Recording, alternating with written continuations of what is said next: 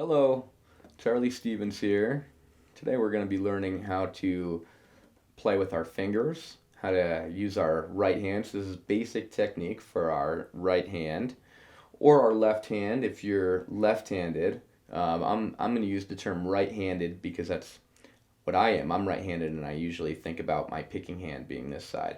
But we could also call it our picking hand if you'd like. And we're going to learn how that works on the guitar. So generally speaking, we would use our thumb on our bass strings, and then we would use these three fingers on each one of our treble strings. Okay, so bass is a musical term meaning the lowest note or the lowest pitches, so that's why these strings we call our bass strings. They sound lower in pitch compared to these three, okay? So I like to grow my nails here for classical guitar. That's how we get nice tone. Instead of using a pick, we get a combination of our flesh and our natural nails.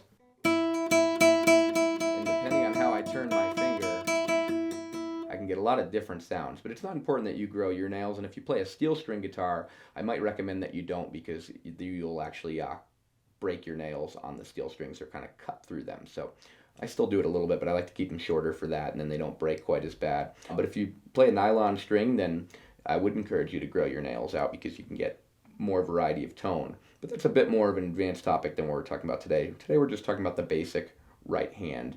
We have letter names that represent our fingers for our right hand. We have numbers for our left hand, but our right hand has letter names, and these are internationally accepted. So we have P, that's the thumb, I for the index finger, that one's easy to remember, I for index, M for our middle finger, again that one's easy, and A for our ring finger. So P and A, those ones are not necessarily immediately noticeable to English speakers, but if we spoke Spanish or French, perhaps we would see that those are accurate to them. Anyhow, Pima is the acronym, P-I-M-A. We don't really use this little finger very often, but we could if we'd like to, and it's called the E finger, but generally we don't really use that one.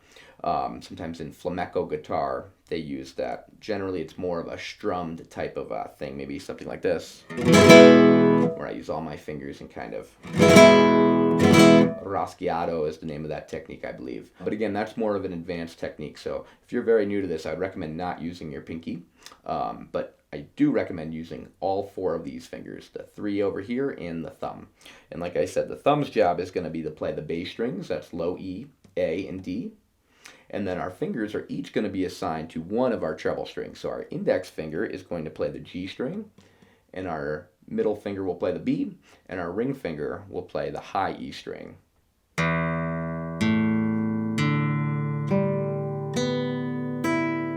Okay, so thumb, thumb, thumb, index, middle, ring. So that's a great exercise you can do. You can just play all three bass with your thumb. You can even use rest strokes, which means I'm going to let my thumb rest on the next string.